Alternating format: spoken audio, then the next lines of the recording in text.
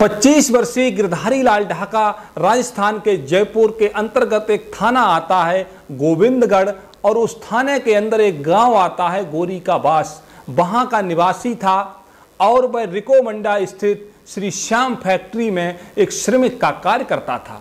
गिरधारी पुत्र जीवन राम ढाका का एक बड़ा भाई भी था जिसका नाम था मालीराम। 3 वर्ष पूर्व गिरधारी लाल की शादी हो जाती है एक पड़ोस के गांव से बंशीधर की बेटी कमला और पूजा के साथ में। दोनों भाई अभी तक इकट्ठे रहते थे, लेकिन इसकी शादी होने के बाद दोनों का बंटवारा हो जाता है, मकान आधा आधा हो जाता है, अलग अलग चूल्हे जलने लगते हैं, अपना अपना काम हो जाता है। लेकिन इधर जो शादी होती है पूजा और गिरधारी लाल की शादी तो हो जाती है, लेकिन पूजा उस शादी से खुश नहीं थी, क्योंकि वो ये मानती थी कि ये शादी बेमेल है। क्योंकि पूजा जो थी वो इंटर तक पढ़ी लिखी थी और गिरधारी लाल बिल्कुल अनपढ़ व्यक्ति था। इस तरह से उसकी पटरी अच्छी तरह से नहीं खाती थी। बात बात पे उसको अनपढ़, गंवार और जाहिल कहने लगती थी, लेकिन गिरधारी लाल बिल्कुल चुप रहता था, वो कुछ नहीं कहता था। इस तरह से जिंदगी का पहिया धीरे धीरे आगे बढ़ रहा था। उधर पूजा दिन प्रतिदिन अपने बाणों से गिरधारी लाल को घायल करती थी और गिरधारी लाल का चुप रहना ही उसके लिए भारी पड़ रहा था। वह हमेशा गिरधारी लाल को ताना देती रहती थी कि तुम अनपढ़ हो, तुमको ज्ञान तो 2 पैसे का है नहीं, तुम हमारे दुख दर्द को क्या समझो, तुम तो अंगूठा छाप हो। इस तरह से वो मन होता था तब गिरधारी लाल की इज्जत उतार देती थी, कभी सबके सामने और कभी एकांत में। लेकिन इसके बाद एक दूसरी नई घटना ने जन्म लिया। वो ये थी कि 2.5 साल गुजर जाने के बाद भी अभी तक पूजा की कोख से किसी भी बच्चे ने जन्म नहीं लिया था। यही सोच करके पूजा और मन में जलने लगती है और वो अपने पति से कहती है कि हमें ऐसा लगता है कि तुम नपुंसक हो।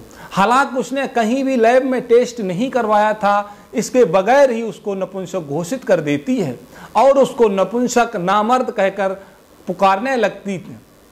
जब भी छोटा मोटा झगड़ा होता था, कोई व्यक्ति चाहे सामने खड़ा होता था, लेकिन वो नामर्द कहने से नहीं चूकती थी और कहती थी कि तुम्हारे साथ शादी करके मुझे क्या फायदा हुआ, इससे तो मैं कुंवारी भली थी। ऐसे नामर्द पति से अब मैं अपने मायके में रहकर अपना जीवन गुजार लेती। आखिर उसका दर्द इसमें यह भी था, उसकी जो सहेलियां थीं, उसके साथ जिनकी शादी हुई थी, उनके एक एक बच्चा गोद में था और किसी किसी के तो 2-2 बच्चे थे, एक पेट में था, एक गोद में था। और उसकी सहेलियां पूजा से कहती थी कि कहीं ऐसा तो नहीं तुम्हारे पति में कोई कमी हो या तुम्हारे अंदर कोई कमी हो, तुम उसका इलाज क्यों नहीं करवाती। और जो रिश्ते और नातेदार की महिलाएं थीं, वो तो यहाँ तक कहती थीं कहीं ऐसा न हो ये बहू ही बांझ हो। और बांझ शब्द को सुनकर के उसके दिल में तीर के समान लगता था। पूजा व्याकुल हो जाती थी। इसके बाद अपना जो भी गुस्सा होता था अपने पति के ऊपर उतार देती थी। इस तरह से उससे नामर्द कहती थी और इधर उससे लोग बांझ कहते थे। उसका पति जो था, उसने एक बार सोचा कि अब हम फिर से प्रयास करते हैं और वो प्रतिदिन बच्चा उत्पन्न करने के लिए मेहनत करने लगता है।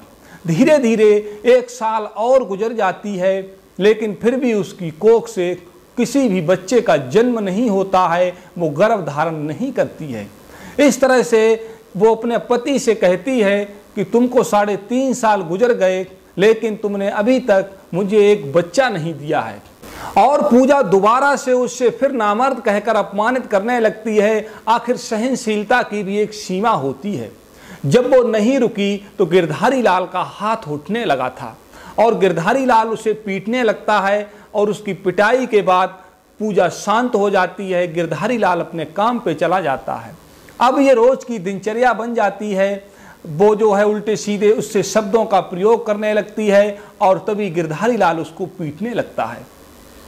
इसी तरह से एक दिन ऐसा हुआ कि पूजा बैठी बैठी सोच रही थी कि अब हमें कोई न कोई दूसरा उपाय करना होगा, अब इससे हमें संतान की उत्पत्ति नहीं हो सकती है।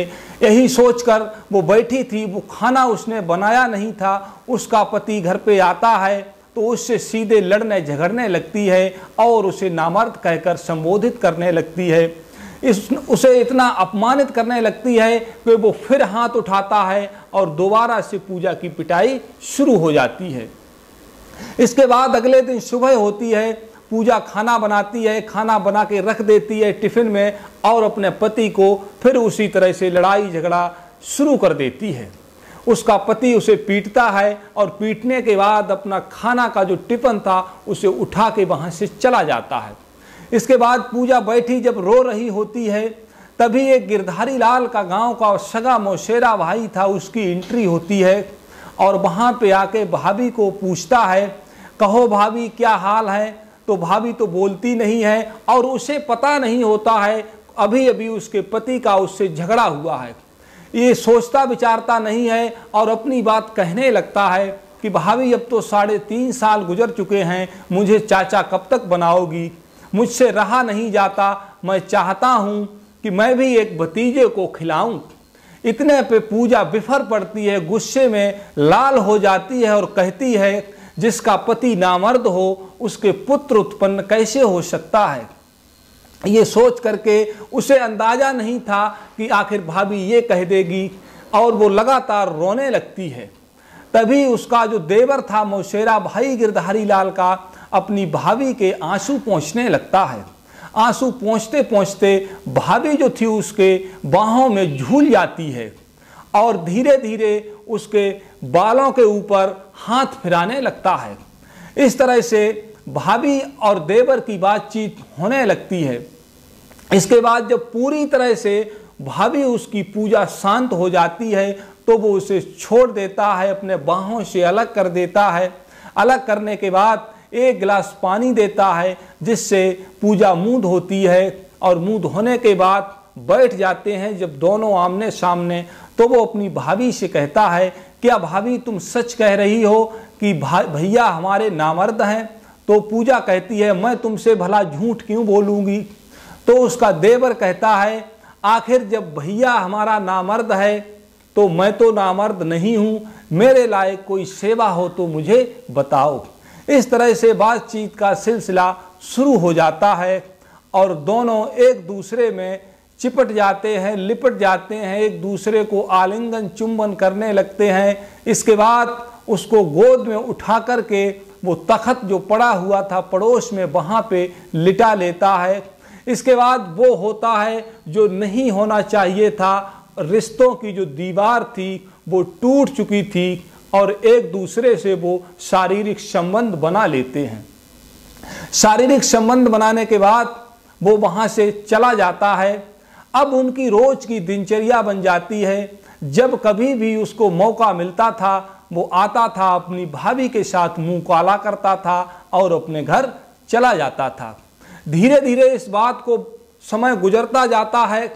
एक दिन वो आता है और अपनी भाभी पूजा से कहता है, अपनी भाभी के होठों पे उंगली फिराते हुए और बालों को सहलाते हुए कहता है कि भाभी अब मुझे ऐसा लग रहा है कि मैं तुम्हारे बिन जी नहीं सकता, क्यों न हम दोनों शादी कर लेते हैं। इतने में पूजा कहती है कि पति के जिंदा रहते हिंदू धर्म में शादी नहीं हो सकती है। तो वो कहता है, अगर पति को तुम्हारे मार दिया जाए तो।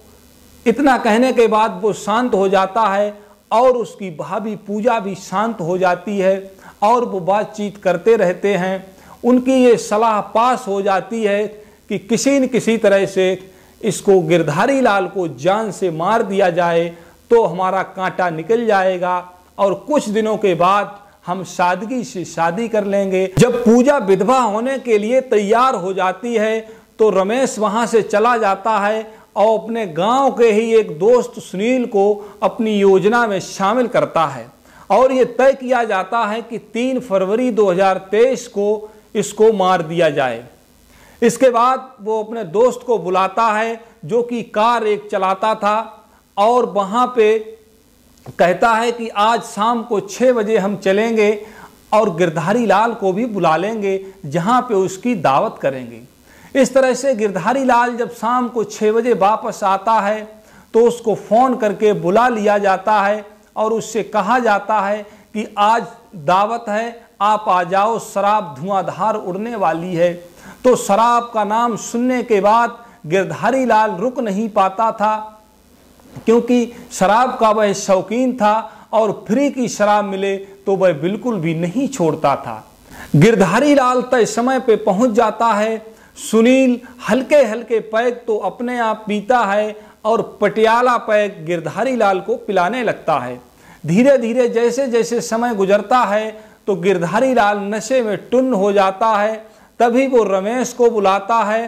रमेश और सुनील उसको पकड़ के पहले तो खूब पीटते हैं और पीटने के बाद उसको गाड़ी में डाल के सड़क के पास ले जाके डाल देते हैं और अपनी गाड़ी से 2-3 बार उसके ऊपर से कुचल देते हैं, जिससे ये पता चले कि एक्सीडेंट में इसकी मृत्यु हो गई है। और चेहरे को बिल्कुल छत बिछत कर दिया जाता है, बिल्कुल पहचान में नहीं आता है आखिर ये कौन युवक है।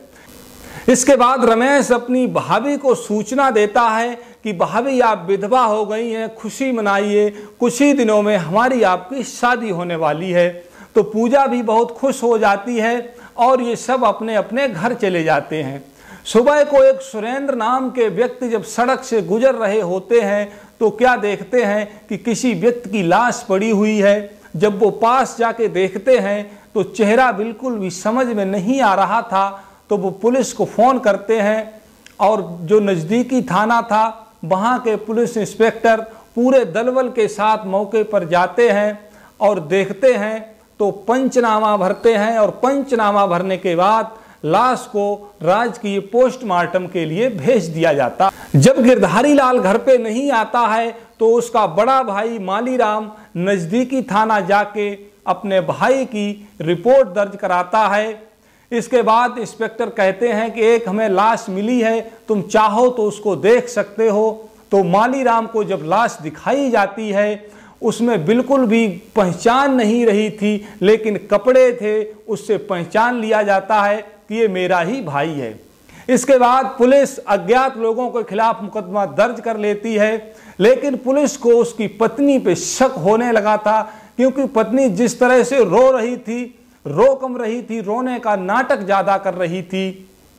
तो उससे पूछताछ होती है लेकिन कोई भी बात समझ में नहीं आती है, तो उसको छोड़ दिया जाता है। इसके बाद पुलिस उसकी खोज में लगी रहती है। इसके अगले 2-4 दिनों के बाद उसकी पत्नी को फिर उठाया जाता है। जब कड़ाई से पूछताछ की जाती है तो वो अपना सारा सच उगल देती है और जो दोस्त थे, एक उसका आशिक जिसके साथ वो अवैध संबंध बनाती थी, जो कि गिरधारी लाल का मौसेरा भाई उसका देवर था, उसको भी पकड़ लिया जाता है। और गोरी का बास गांव का ही दूसरा व्यक्ति सुनील जाट, उसको भी पकड़ लिया जाता है और पकड़ने के बाद इन तीनों को जेल भेज दिया जाता है।